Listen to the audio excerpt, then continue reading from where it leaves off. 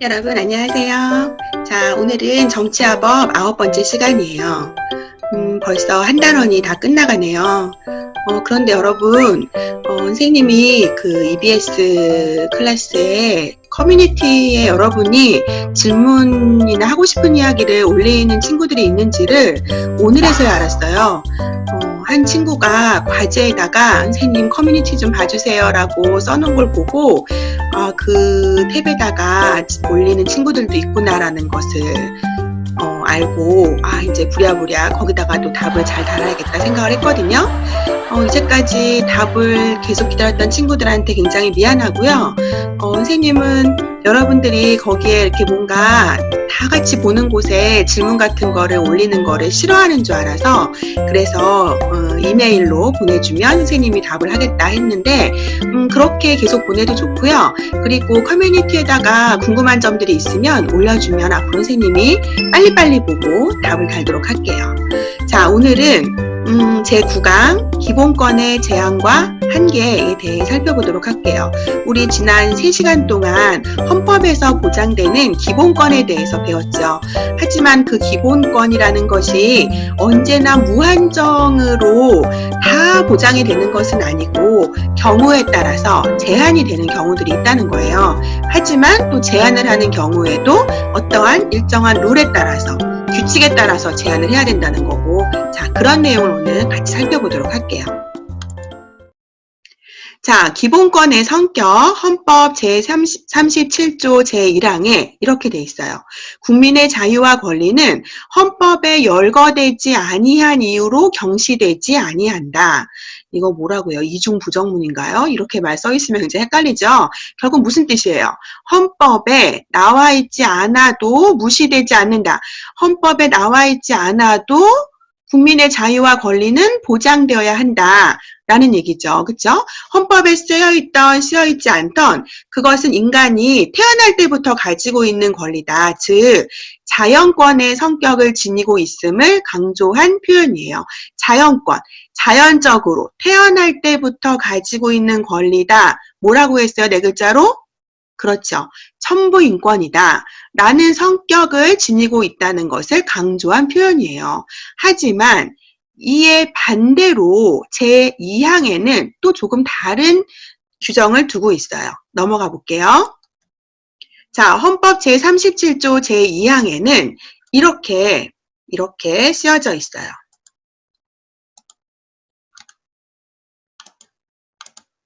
국민의 모든 자유와 권리는 이러한 경우에 법률로서 제한할 수 있다고 되어 있죠. 어떠한 경우에 어느 정도의 자유와 권리는 제한된다 라고 함으로써 기본권은 국가가 제정한 법에 의해서 보장되는 실정법상의 권리이다. 실정법, 실제로 정해져 있는 법률에 의해서 보장되는 권리이다.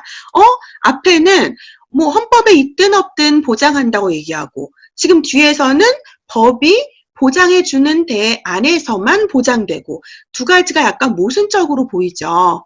자, 이건 어떤 의미냐면 앞에 나와 있는 천부인권이라는 것은 아주 본질적인 부분들은 어떠한 경우에도 보장이 되어야 한다는 의미고요. 지금 여기 나와 있는 37조 2항은 어떠한 경우들에 있어서 본질적이지 않은 부분들은 국가 전체 혹은 공익을 위해서 어느 정도까지는 제한할 수 있다라는 의미로 보면 돼요. 그러니까 앞에 조항과 뒤에 조항은 서로 모순된다기보다는 앞에는 어떤 가장 큰 대원칙을 이야기한 거고 그럼에도 불구하고 어쩔 수 없이 제한되는 경우들에 대해서 37조 2항에서 따로 규정하고 있다고 보면 되겠어요. 자, 요것에 대한 좀 더 구체적인 얘기는 바로 다음에 이어서 계속 가보도록 할게요. 자, 기본권 제한의 요건과 한계. 자, 기본권 제한의 목적은 세 가지 경우에 국민들의 자유와 권리를 제한할 수 있어요. 그 첫 번째는 국가의 안전을 위해서예요.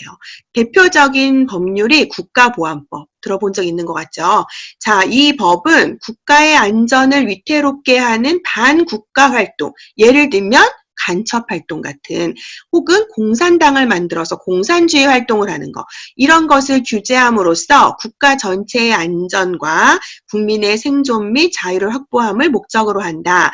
자, 이런 경우에 국민들의 어느 정도의 자유를 제한할 수 있는 근거가 된다는 거죠.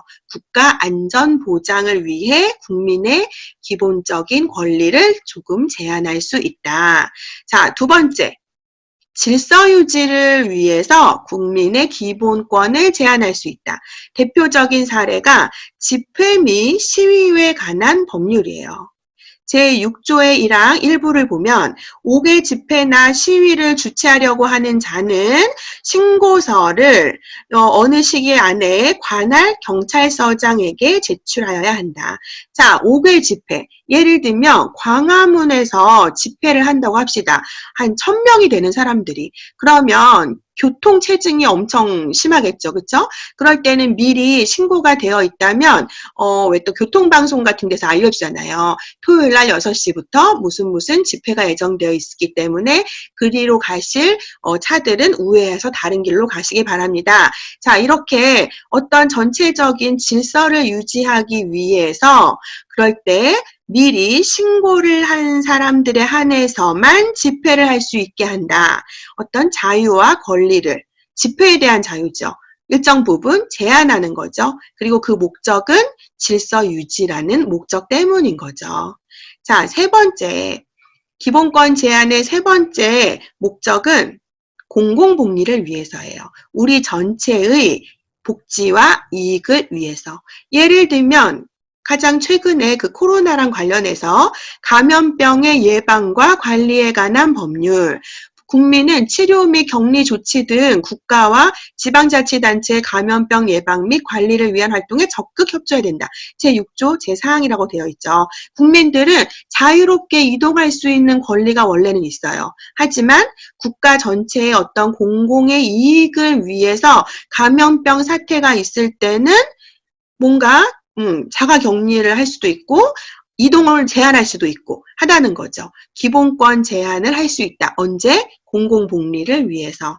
정리하자면 국가의 안전보장을 위해서, 그리고 질서 유지를 위해서, 그리고 공공복리를 위해서 때에 따라서는 국민의 기본적인 자유와 권리를 제한할 수 있다는 거예요. 우리 자유권 할 때 학문 또는 예술의 자유에 대해서 배웠었어요. 그렇죠? 표현의 자유가 있어요. 하지만 예술을 어디까지 우리가 허용할 수 있는 표현의 자유로 볼 것인가 하는 것도 때로는 이 공공복리라는 이유 때문에 19금 영화가 나오기도 하고 혹은 예술이 아니라 외설이라는 이름으로 어느 정도 제약을 받죠. 그렇죠? 그렇게 기본권 제한이 되는 경우들이 있다는 거예요.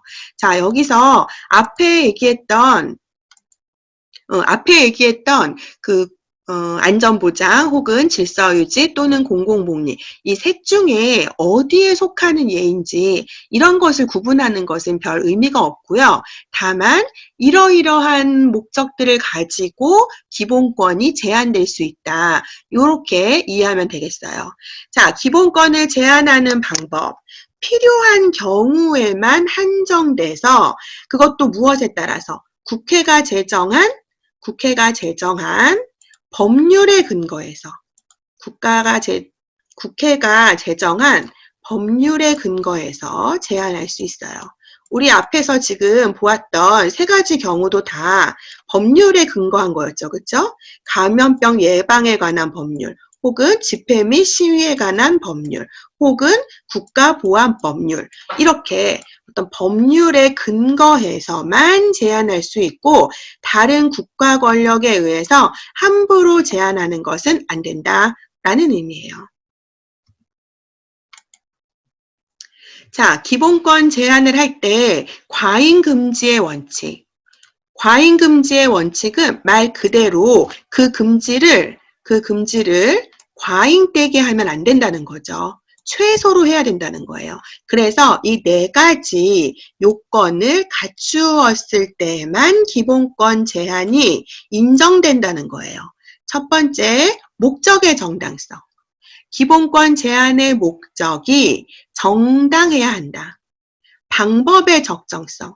기본권 제한의 방법은 효과적이면서 적절한 것이어야 한다.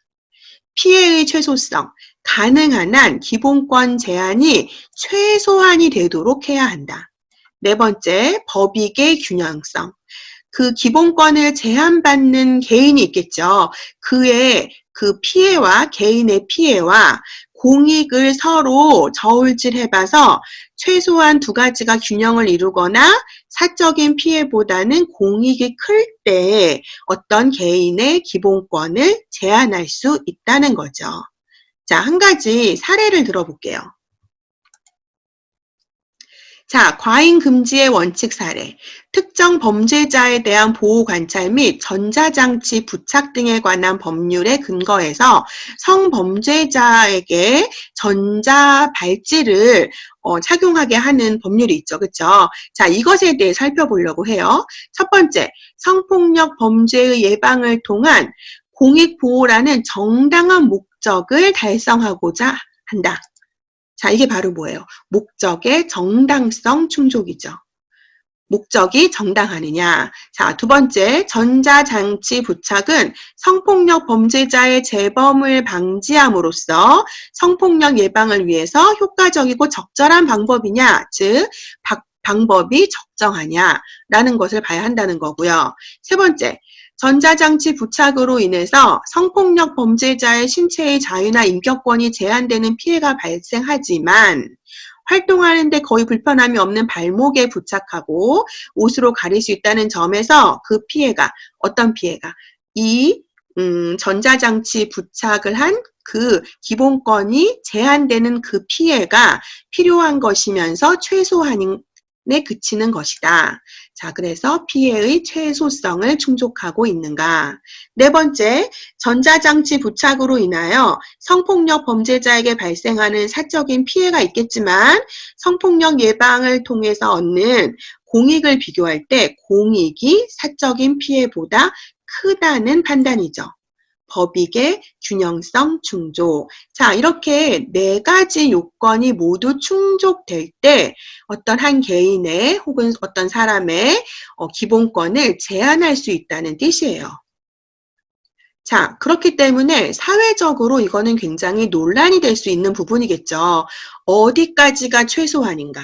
그리고 과연 사적인 피해가 큰 것인지 아니면 공익이 큰 것인지 이런 것이 사회적으로 많은 다수의 동의가 있을 때 그럴 때 그것이 기본권 제한이 가능한 거예요. 우리 앞서서 왜 범죄자를 신상을 공개하는 경우 있잖아요. 그럴 경우도 그것이 과연 최소한의 것인가?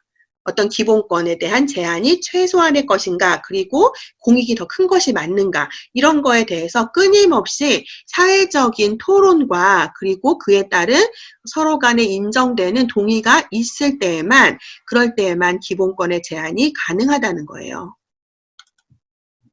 자, 기본권 제한의 한계. 기본권을 제한할 수 있지만 제한하는 경우에도 자유와 권리에 가장 본질이 되는 본질적인 부분은 침해할 수 없다. 본질적인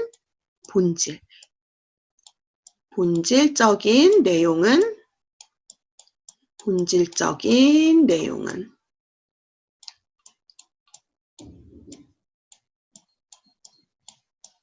자, 우리 지난 시간에 배웠어요. 어떤 경우에 증거인멸의 우려가 있어서 신체의 자유를 제한하고 구속수사하는 경우가 있다고 했죠. 그런 경우가 자유권을 제한한 경우죠. 하지만 그 경우에도 뭐는 안 돼요. 고문은 하면 안 된다고 그랬죠. 왜? 고문이라는 것은 자유와 권리의 본질적인 내용이기 때문이에요.